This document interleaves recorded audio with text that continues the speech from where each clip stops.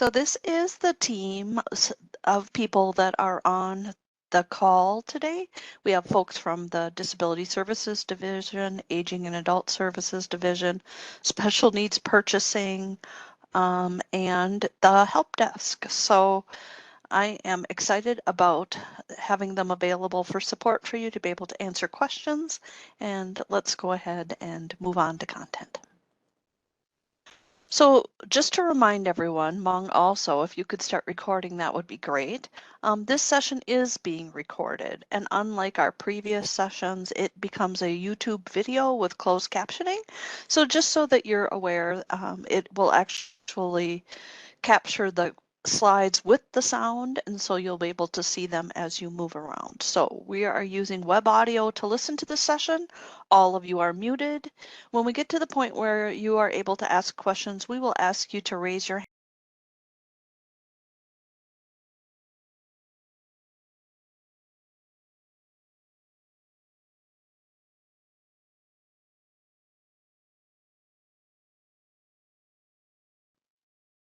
And just to remind folks, the DSD archive has the PowerPoints posted and the YouTube recordings posted. So it gives you both visual, audio, and closed captioning. So you'll have the PowerPoint, you'll be able to watch it.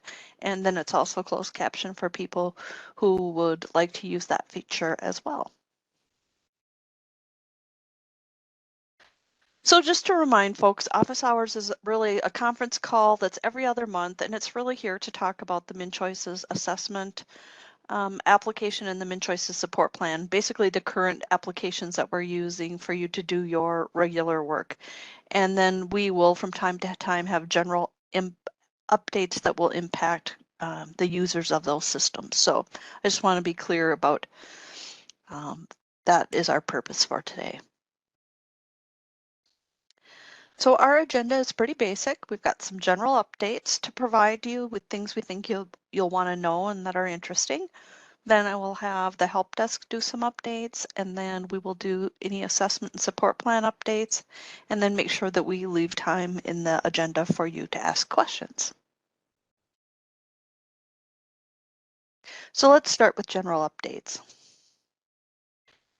So there has been an effort to do person data cleanup for adding social security numbers and PMIs into people's information so that they're stored in the database so that we can be able to migrate their historical data in from the MnCHOICES assessment and support plan to the revised MnCHOICES application. And that work is almost done. Elizabeth Walensky, or we call her Beth, has been heading that. And from my understanding, that work is almost finished. So thank you all of you who have participated. I know for some of you it was quite a lift. And so thank you very much for your work. So, Lori Miller, would you like to talk about these next two slides? Sure, Teresa. Thank you. Good morning, everyone. I'm Lori Miller on Disability Services Division, and I supervise the Assessment and Support Planning team. And I am excited to share with you some updates on a project that you may have heard of already. So let me start with, I'm sorry, I'm going to mute.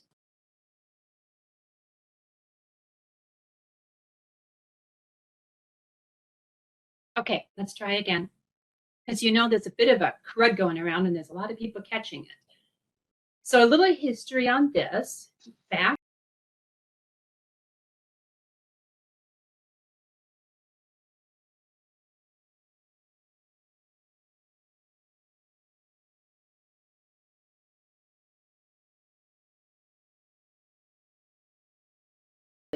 and to make recommendations to lead agencies based on that review. So with that, we moved forward with issuing an RFP. We have since contracted with a vendor. We did that in June, and we brought Public Consulting Group on board to assist us with not only recruiting the counties or the lead agencies to participate in this, but actually conducting this business process review with each lead agency that was willing to participate. We also brought on 2 new staff to assist with this project. One of them has already been mentioned. That's our lead, and that's Beth Walensky. So some of you may be getting some emails from her, maybe hearing her brought up in some discussions when counties are involved with this review. We have also brought back, and I say brought back because she went out on retirement and then she came back to work with us for just this project, and that's Rita Chamberlain. And again, you may have heard from Rita recently because Rita has been individually reaching out to counties for participation in this project. She's been reaching out to them just to explain what the project is, answer their questions, and ask if they would like to participate. So to date, we have had 16 lead agencies step forward. In July, we worked with MAXA, and also then in August, Rita started this individual reach out, and we've secured 16 lead agencies. We were to do a minimum of 15. We have the 16. We still have room to take more. We are working with the vendor because we know the more business process reviews we complete with you, the more we're going to learn. So we're very eager to have more counties step forward. So if your county has not, please reach out to either Beth or Rita if you have an interest in doing so or just have questions, and they'll answer those questions for you. As of today, we have completed and conducted the business process reviews with 5 lead agencies. And then the other, it would be the other 11 then are scheduled out into January and beyond. Teresa, if you want to turn the slide, let's talk about some expectations here. Yes. So what the expectation is this vendor, the Public Consulting Group, is going to complete the field-based analysis of the policies and do process mapping with each lead agency. And this is to identify any ways within the eligibility, assessment, and support planning process. So we're looking at from beginning to end. It's not just focused on the assessment. We're looking at when that person makes the call to your agency, what is that process? As it moves down the workflow and goes to the assessment and then moves into the support plan, and they're mapping it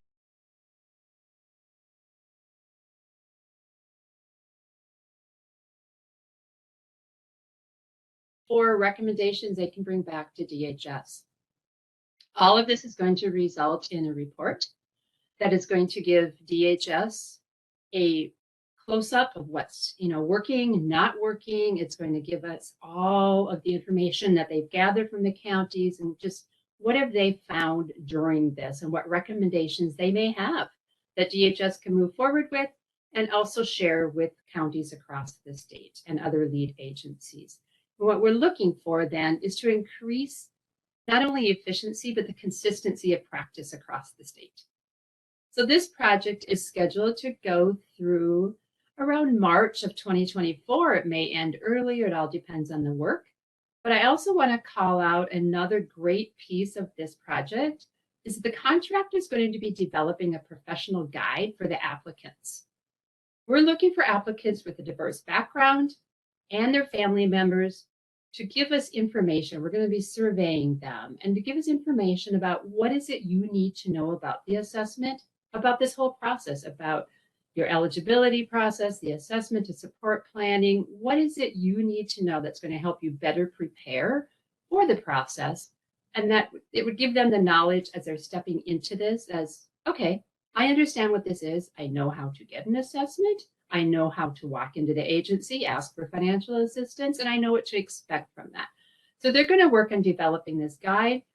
We are going to, as I said, interview folks, and then we're going to also publish this in 15 different languages. So it'll be available to them. Again, very excited about this. A huge shout out and thank you for those agencies that are participating. And again, just a reminder, we have some room to take on more agencies. So if you have that interest, please reach out to us. Thanks, Teresa. Thank you, Lori, very much. It's exciting. And so another project that goes hand in hand with the work that you heard PCG is doing, we also hired a vendor, Queen Health Consultants, to work with us to do some community engagement with people with disabilities and aging folks that are in need of long-term services and support to collect their insight and advice using community engagement sessions to learn more about how we communicate about how to get a MnCHOICES assessment and what kind of basic information do they want about what an assessment is, what they should expect during it, so that we can update some of our materials from just that basic piece. So the community engagement focus groups to date are the Black community with slave ancestry, Latinx community, the Hmong community, Somali and Oromo community, and Native Indigenous community. The sessions for those community engagement sessions will begin in January 2023. Right now, Queen Health is in recruiting mode, so they are going out to cultural organizations and some other contacts that people at DHS and other folks have shared about where to go to contact people, and they will then be holding community engagement sessions and asking specific questions regarding what folks know about a MnCHOICES assessment and what do they wish that they knew. So what will come out of these community engagement sessions is going to be an update or a redesign of the current MnCHOICES assessment brochure, and then we will again translate it again and post it again. We will also create informational videos in the language of those communities that I mentioned, so that folks get a good understanding of kind of from their cultural perspective, what a MnCHOICES assessment is, why it's important, and what it provides for and to the person. And then we will create a resource for MnCHOICES assessors that work with interpreters.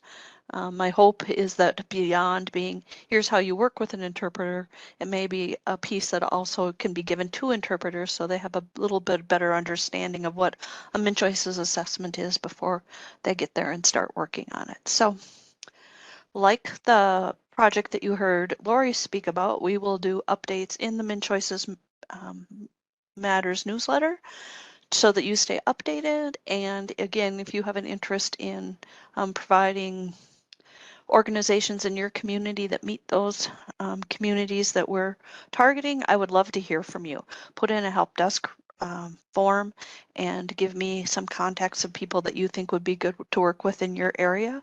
We are specifically targeting Greater Minnesota. So that you're aware of that as well. And so we really would love to hear from you.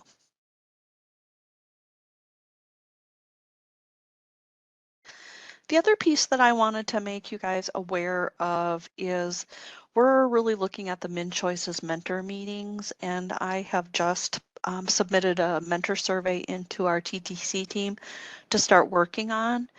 And the reason why we're working on it is we're in this transition. You guys are all aware of it, right? Where we've had past mentor meetings and then we had COVID. We've had mentor meetings that have been paid by federal contracts so that we can rent a space, provide you basic snacks, and really be there to support you and give you information about the MnCHOICES assessment and support plan applications. This revised MnCHOICES application is a vendor contract, and so we're not going to have the same funds available for an on-site meeting. And what we decided to do was to send out a survey. Why a survey? I really want to collect a bunch of different things. I would like to collect, how long have you been a mentor? Are the new mentor trainings of any use? Here's your charter. Is there anything that really works or doesn't work for you? For mentor meetings, what kind of agendas would you like to see if we do, let's say, 2-hour meetings? What kind of content would you like to have shared? Just to get a good sense from our mentors again, what it is that you need to make sure that we're listening to you, because this is a partnership with you in support of your agencies. And so we just want to make sure we get a chance to hear from you. We did a table discussion about maybe almost 2.5 years ago now, before COVID. And so this is kind of a follow-up to that, to really make sure that we stay on the same page and we're heading in a direction together. So with that, I would like to go ahead and have Kong give a help desk update. Kong, are you available and unmuted? Yep, I am. Okay. Hey, Teresa, I think you have some dates to the rate, so I'm gonna let you go ahead and do that after I do the help desk updates. Okay, Is that fine with you? sounds good. All Yep, right. that's fine with me. All right. So I don't have much to report, because, support plan and assessment applications hasn't changed, though there will be a rates release on December 14th, but Teresa will give you guys the details on that in a bit. Both applications have been doing good, and there hasn't been any major issues that you need to be aware of. Um, though we just a couple of things to get tickets moving a little bit faster for you guys. We have seen an increase in tickets being rerouted to us from the policy or rates team, and we sometimes get follow-ups to the technical help desk on tickets, and then we find out, oh, it was, sent somewhere else. So, when you're submitting tickets on the request form, if you want it to come directly to us at the technical help desk, choose technical on the form.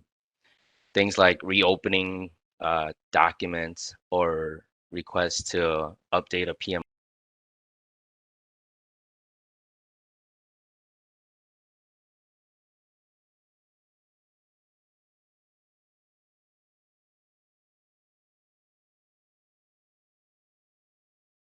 to make that happen. So if you send it directly to us, we can work on it right away, and that may get you a faster response. Otherwise, it can go, many different hops before it gets to us, and then it delays your response. Um, we will try to get back to you within 2 days, within the same day, but 2 days at the most. So unless something needs more research, we'll let you know.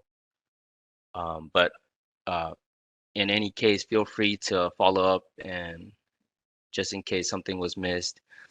When you follow up, you want to include the PDF document that's within the email that you receive when you submit the request form. Sometimes people send the entire email to us and it's encrypted, so we won't be able to open the email. But what you want to do is move the PDF into another email and then send it to us as a follow-up. And then we can find out if we either have the ticket sitting somewhere or maybe it get lost. But we'll get you some help ASAP. Um, that's all I have. Go ahead, Teresa.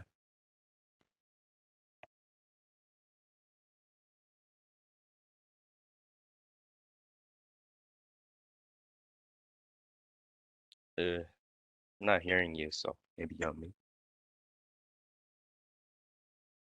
See, I muted myself and then that's what happens. So I'm going to give people a little bit of an update on the rates outage. This screen looks a little bit different than the PowerPoint that you had. Part of that reason is because we were having conversation here about what and how to best communicate the outage. And so what you saw on your screen, and I'll put it back up in a minute, is the message that I'm going to have the help desk send out later this afternoon. So there is an outage to update for rates on, well,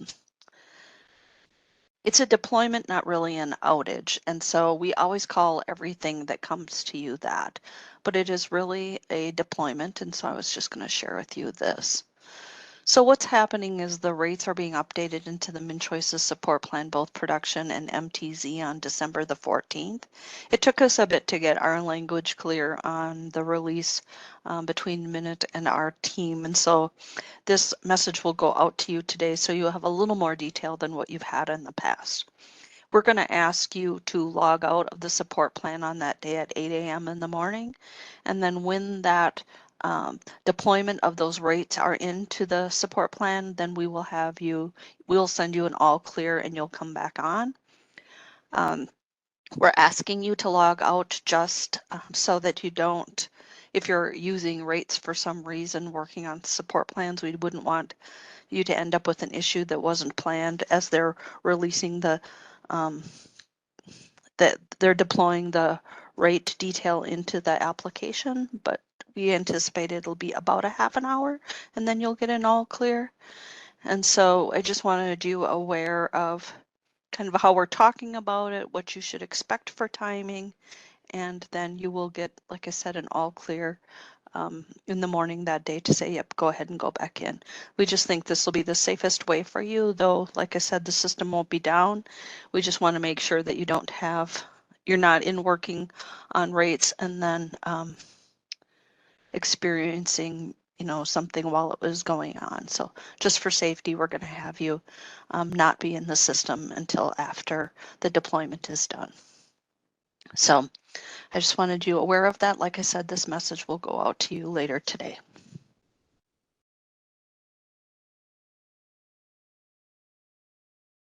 So with that, I want to make sure you have a chance to ask Kong any kind of technical questions that you might have before, because we really don't have any other content for today.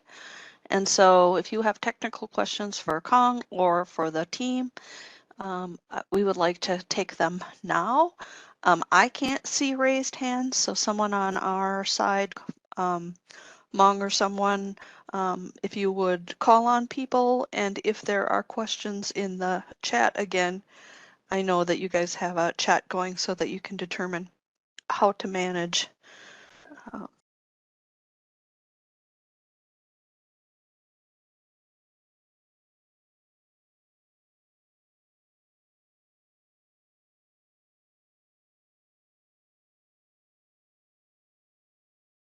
Sure that if we do, we have a chance to do them.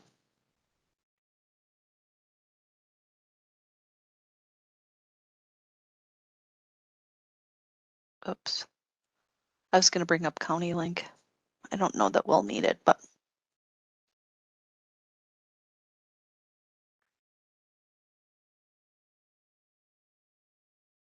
want to just give you guys a few minutes if you wanted to ask questions about anything that we talked about today. If you have any other technical issues that you would like to discuss, I would like to save launch kinds of questions or revise MnCHOICES application questions for the launch webinar and not for here today. So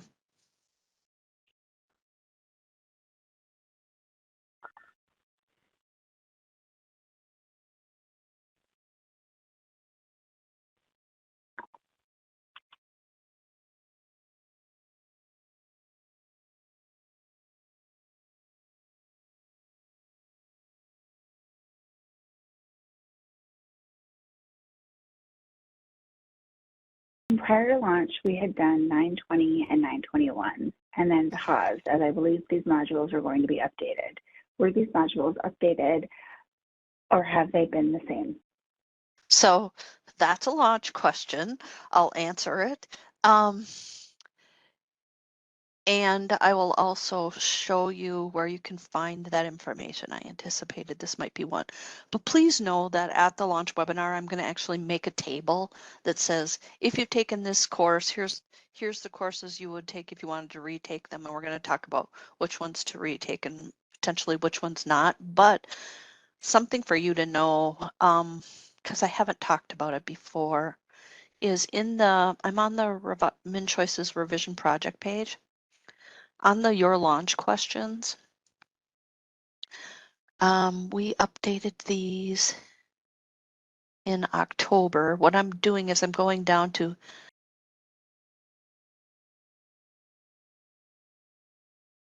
and then there's a piece on, with the delay in the launch, how will we know if the changes have been made to courses and modules?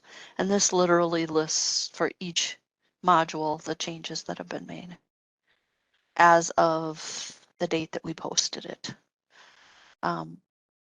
There may be screenshot changes and a couple of other small items that are done to modules, but they're likely the modules that are already showing on here. So if you wanted to see specifically what changes were made to each modules, you could look here.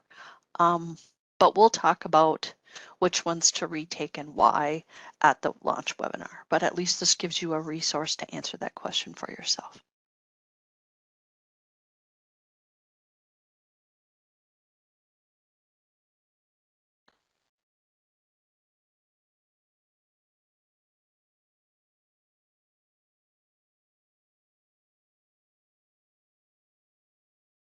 So, Teresa, there's another question about training. I'm not sure if you want. Go ahead Is and it ask okay it. to ask it today?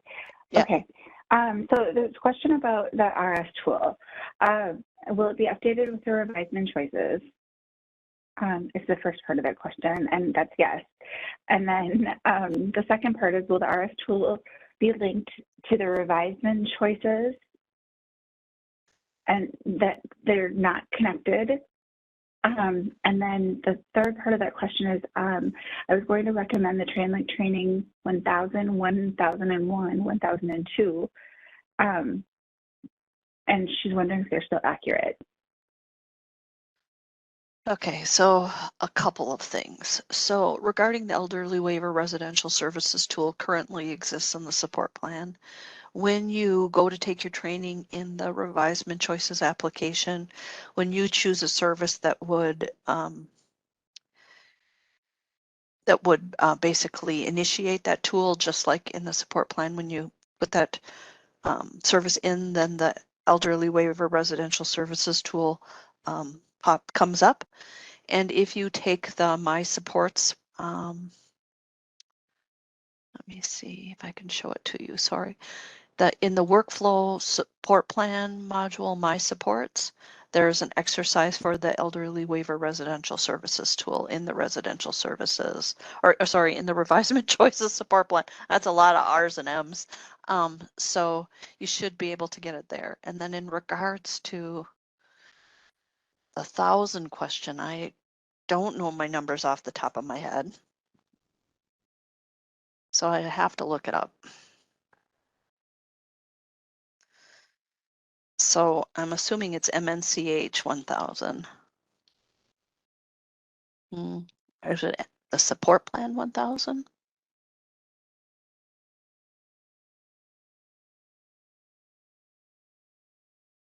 I'm not sure what 1000 is. So if the person would like to provide a little more information, I will try to answer the question. I'm going to bring up County Link again in case we need it.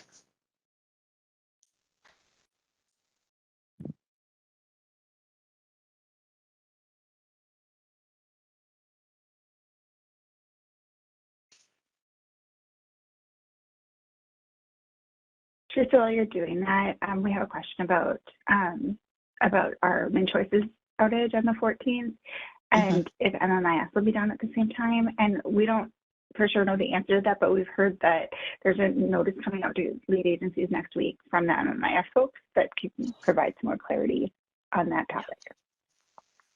Yep. Yeah, we don't speak for other systems because we just don't know how they are integrated or how those releases occur. And we wouldn't want to give you the wrong information. Or at least incorrect information.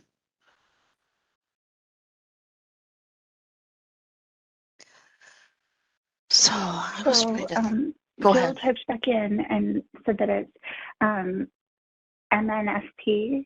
Yep. 1001 and 1002. Okay. And she's looking to see what the 1000 is. She said it is support plan modules.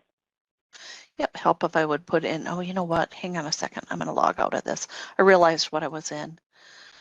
I'm going to go to the disability services train link instead of ours.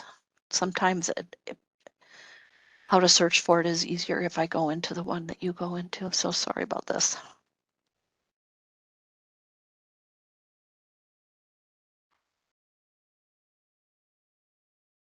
Let's do. MNSP 1000 is the first one.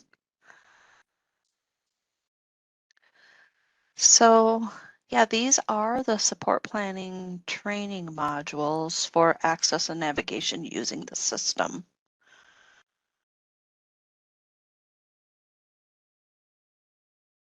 And they include, at the very bottom, the EWRS tool. Information is in here.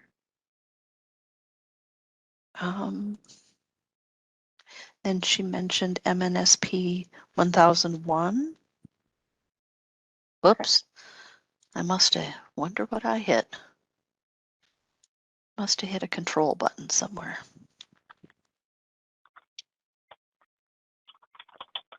Oh yeah, so this is the reason why they exist like this, the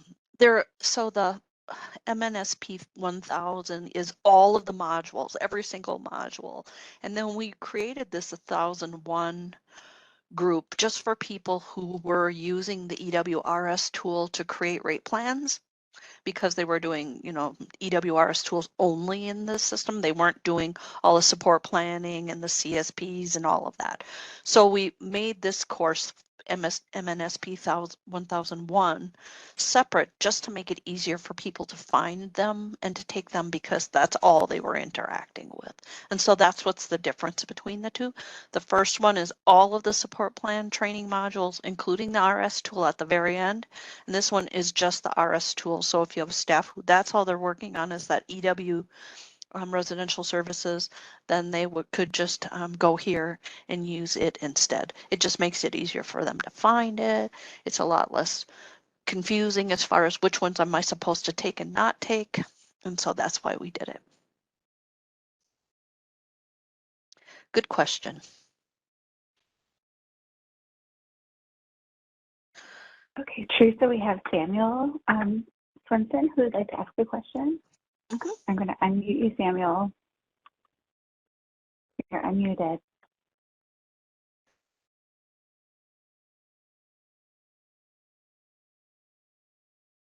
You are welcome to go ahead, Samuel.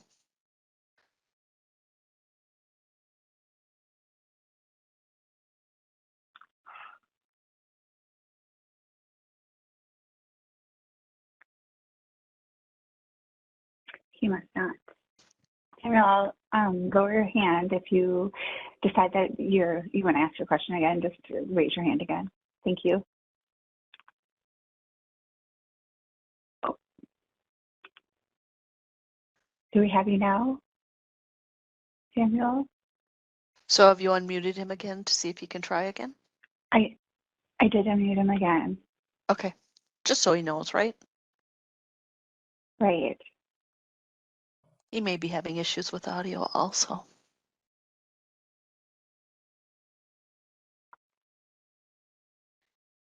If you are speaking, Samuel, and we are not able to hear you, you are welcome to type your question into chat so that you have a chance to ask He it. is saying that he is speaking and we can't hear him.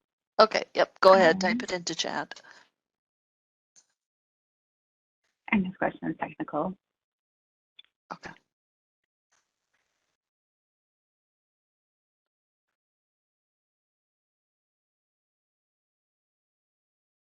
I'm not sure, Samuel, what is going on with the mute because you're not muted on our end.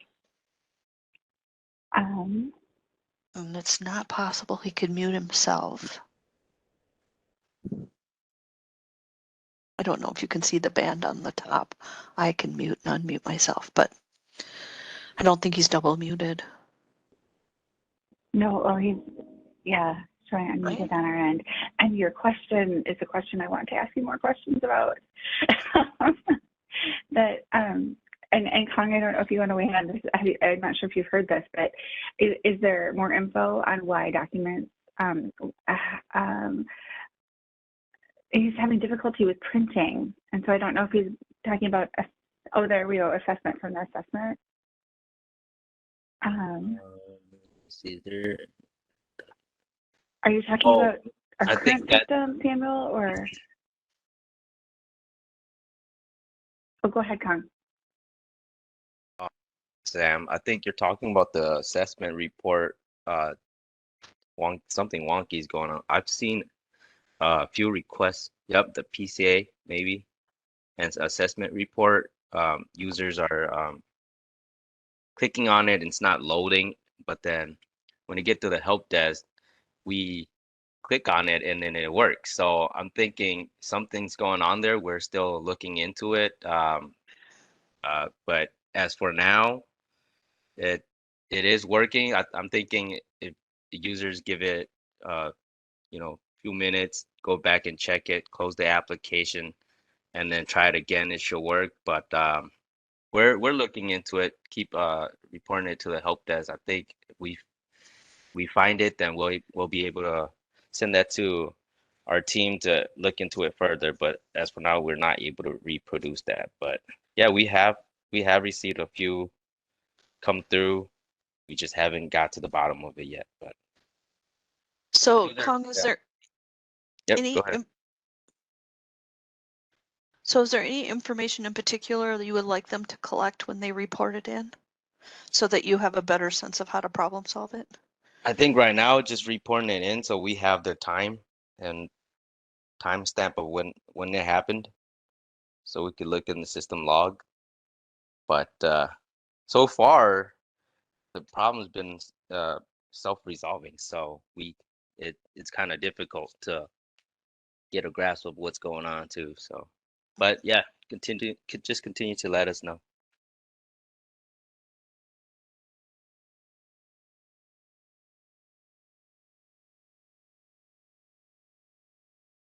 Teresa, can you remind us how users can sign up for office hours notifications? So you should be getting office hours notifications if you are on the mentor list. If you're not on the mentor list, then your mentor would be sending it out to you if you had an interest for some reason, though usually it's only mentors. So I'm gonna show you how to, here, let's go back to County Link. So on this mentor page, so I'm on the left-hand nav, I clicked on mentors. Sorry, I need to make sure I say it to you out loud. And then where you see here under mentor resources, the top line is add or change mentors. You may be having, if you're on the mentor list already, but you're not getting it, I would recommend that you, rather than sending this back in, so you would do this. If you are not on the list at all, you add or update MnCHOICES contact list. And then you get this form, and I'll just stick this form in the chat so you have it.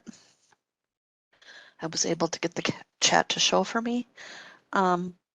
If though you are on the mailing list and you're not getting anything, will you just put a help desk ticket in, and specifically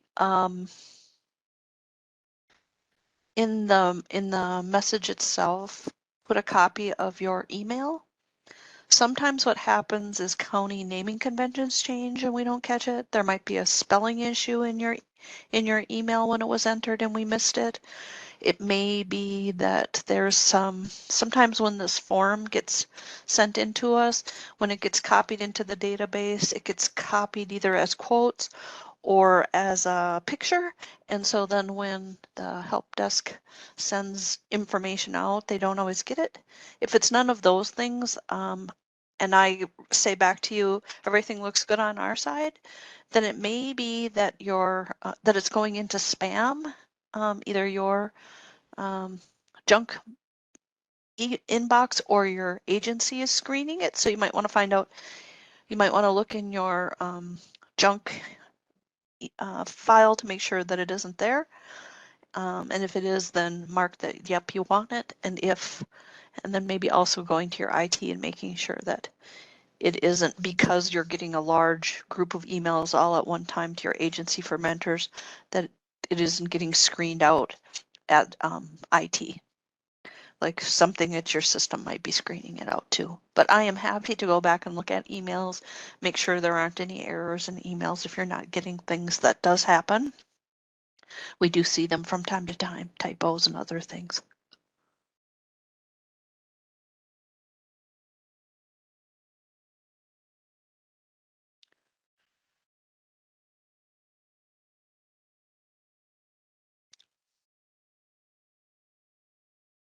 So Teresa, we have two questions that are about lapsed certified assessors. Mhm. And the first one is they're asking us to clarify if a person was a certified assessor, but their certification lapsed, what's the maximum number of days that before they'd be required to restart all of their MnCHOICES training? It's 365, and then they have to start over from scratch. But what you need to know is, I'm going to give you larger advice. If you have people who have been certified assessors in the past, let's say they even become a case manager, and then you might need to use them later on, have people keep their certification up and not lapse. Many of them are taking the training that they need for their licenses, either either nursing licenses or social work licenses.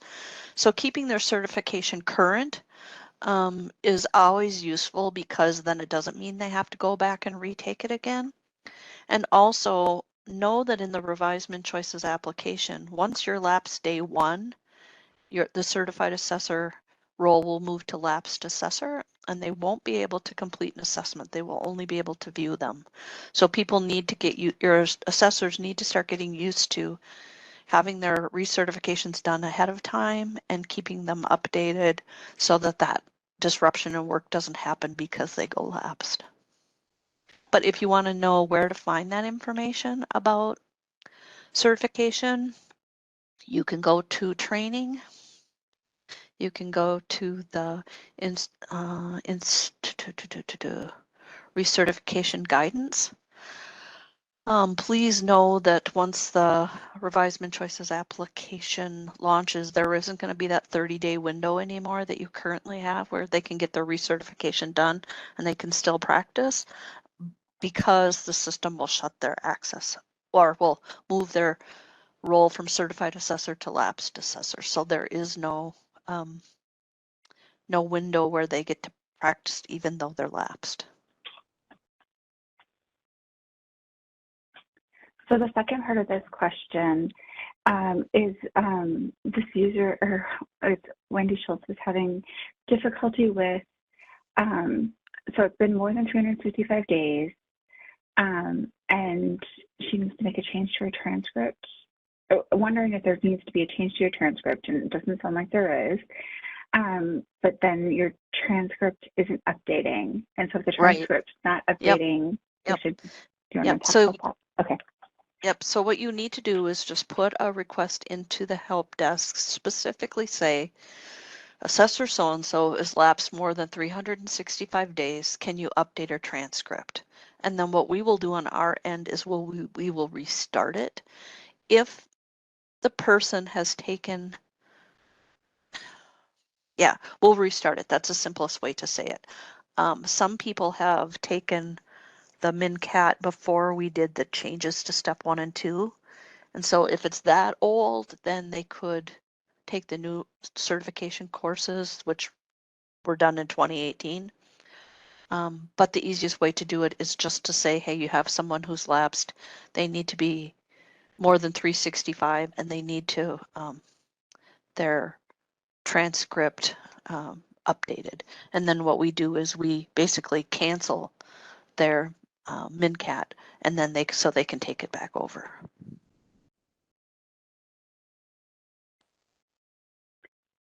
Teresa, do we have a list that's published of our current vendors? Our current mentors? No, we don't. And the reason why we don't is it has not been an easy thing to keep updated in any way that's useful to anyone.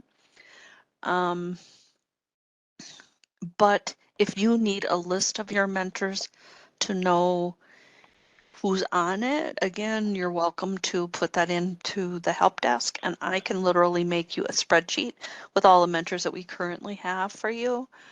We have mentors separated by applications. So if you have MCO mentors in particular, because they're delegates and you want both, just make sure to mention you would like both your assessment and support planning mentors and your mentors who are working as delegates. And then I can provide you, we can send you those back so that you have them and you can review the whole list and you don't have to, you could then send that whole list back with the changes on it versus changing them one at a time using the mentor add and change mentor list. So if you have a bunch you just want to check, happy to provide that to you.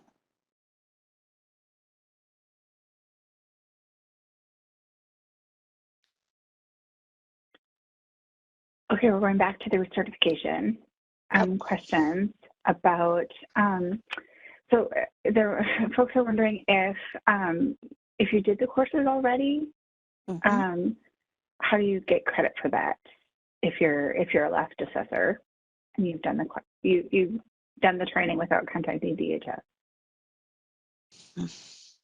So what you're saying is that it's been more than 365 days and they retook their course and they're not getting their certificate? I'm not sure. That might be one, if you can be on audio, it might be helpful to have a conversation about. Yeah, Wendy and Just Ricky, so I if you guys understand it better. it might be easier for us if you raise your hand.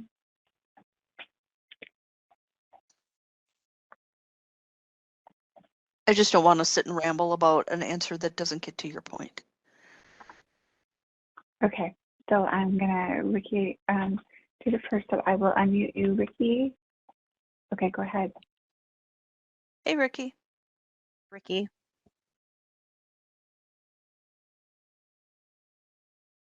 We heard you for a moment, I think. Okay, this is Ricky. Can you? Yep, we can hear you just fine. Yep. Okay. You're good. So that was the case. So we have people who used to be a MnCHOICES assessor in their previous roles, did different roles, and then came back into this world, and they are trying to be certified assessors kind of going forward. So one of the questions is, they didn't realize, and we didn't realize, that you had to send a ticket to clear the transcript before you restarted taking those courses. Yeah. So and so what happens at this point if they've already done all the courses? I think all you can do is just send in the help desk ticket and tell us what happened. So I think what would be useful is, because what I'm going to do, just so you have a sense of kind of how we start problem solving it, is I'll go to the statewide certified assessor list to look at when was the last time they were certified. Then we go look at their train link transcript and look at which course they tried to retake. Because I'm guessing what's happening is they're retaking it, but then they're not getting, their certificate doesn't have the correct date. Is that true? Is that what you're seeing? Or are they just not able to complete step 3? No, you're correct. Their certificate is issuing the wrong date. Yep. Yeah, that's going to require a physical change on our end to connect the data. So yeah, submit the ticket and then we'll fix it. I anticipate at some point these 360 people over 365 won't happen as often, but yep, they do happen from time to time. So yeah, just go ahead, submit it in, put the person's name, say what courses they took and why, and then ask and add a piece that says the certificate is displaying these dates, and then the e-learner will be able to fix the programming for it.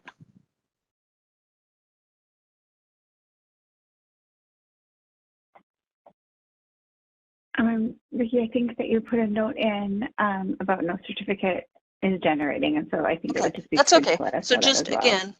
again, if you just put in the help desk form what's happening, who the person is, what they tried to do, like what courses they took, what they tried to do, and then what's happening, then we'll figure out how to best resolve it, knowing that they've already retaken it. So.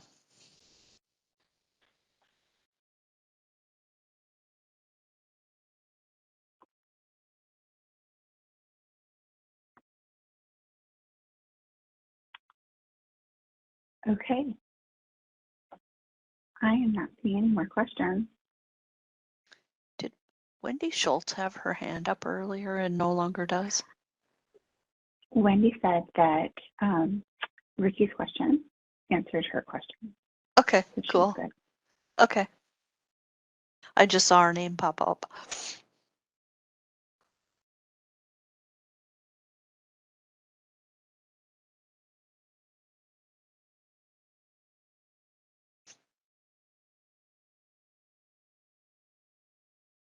I'm just going to wait a couple of minutes and then we'll go ahead and end the call if there aren't any other questions.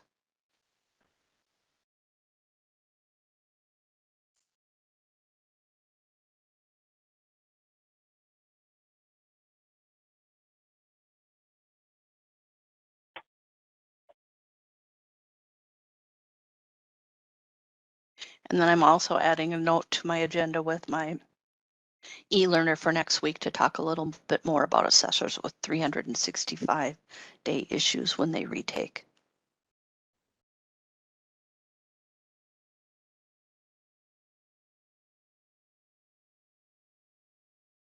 So that if we can provide you any more clear guidance, we can add that to the recertification instructions. So thanks for bringing those up today. It just helps me keep it on my radar for things to work on.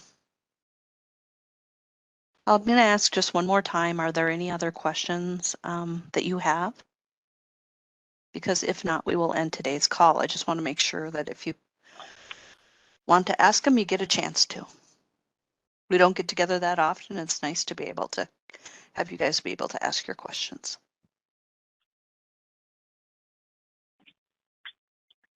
Teresa, I am not seeing any more questions. Okay, then I think we will go ahead and end today's call. I'm just going to put my slideshow back up because I just want to remind you of kind of the basic logistics. Again, webinars will be posted. We're seeing that it's taking a week or two before they get posted. They go through a system where once the YouTube video is done, it comes up, and then it sometimes takes a little bit longer to get PowerPoints up, and the reason for that is some changes in staffing and how technical support is done on our side. So please be patient with that. They will be posted, and when you go to the archive, you'll click on the MnCHOICES link to find them. Yeah, these are just information so you know what the terms are that we used for today. And then other than that, We did get a couple more questions. Okay, cool. Let's go for it. If you got a sec. Okay, so Ricky, I'm going to unmute you. Okay. Hopefully you guys Hi, can hear Ricky. me. Hi. There's some issues with my headset. So, so my question, when you were talking, Teresa, about the RS tool being updated, with it being updated, if we were to have our staff take the 1001 courses for the MnSPA, would it still be relevant to the stuff that's being updated in the revised MnCHOICES? So that was part of the second question that didn't get answered the last time. So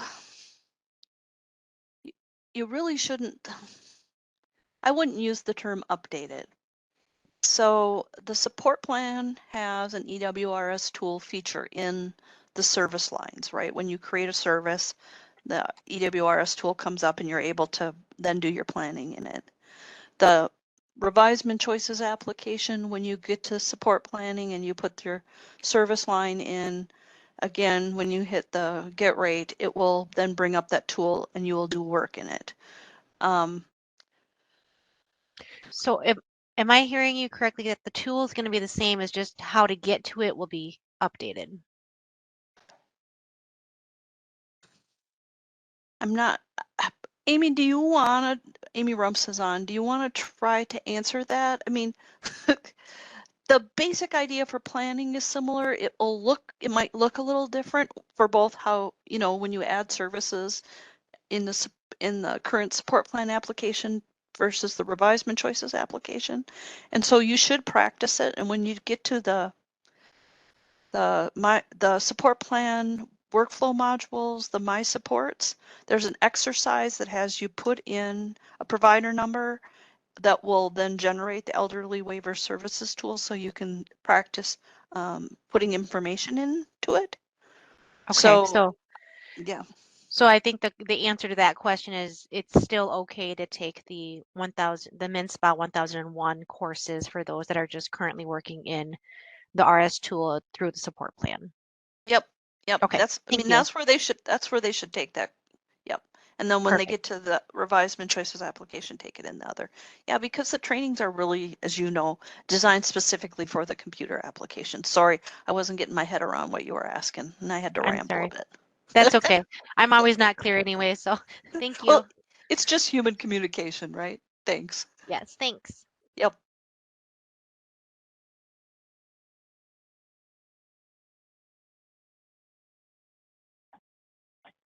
Are there other questions? So, yeah, there's one more question. And it's about in the training zone, and I'm not sure, I'm assuming that you're speaking of the revision training zone, but wondering about how the 32 or the 3428H will be available and then transitional HRA, but you did not see them in MTZ. So you are, So they, yeah, Rakia, I can try to answer it, and if I don't do it well, will you chime in, please? So when you think about the revised MnCHOICES application, and again, we're getting into launch territory here, folks, is the health risk assessment form that's in the revised MnCHOICES application may not look exactly like the form that you're using as an EDOC, but it has all the requirements of that form. So when you're in the revised MnCHOICES application and you create a new form and you create a health risk assessment, that's what is taking the place of that EDOC form.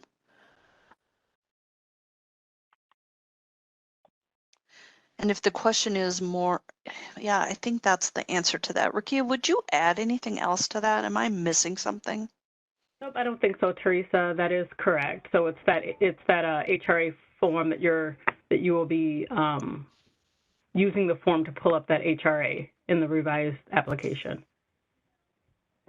And then I do see another question about SMBC care coordinators needing to be certified. And no, if they're just completing the HRA, just wearing that SMBC care coordinator hat, they do not need to be certified.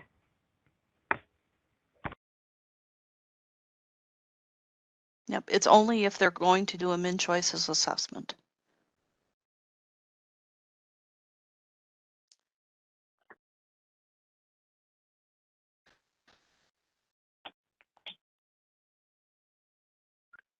Okay, Teresa, I think that wraps up our questions. Okay. It's always good, and it's always when we get closer to the end, people have questions like, hey, so that happens all the time. So thanks everyone very much for attending today. We appreciate it. It's nice to have this chance to chat with you and make sure we answer your questions and try to be more clear, because as we all know, written communication and even verbal communication can come with challenges, as we all think we know we're explaining something well to each other. And so thanks again. I hope you have a really good Friday, and I look forward to talking to many of you at the launch webinar and then at our next office hours in February. So have a really good rest of your day, and I will talk to you later.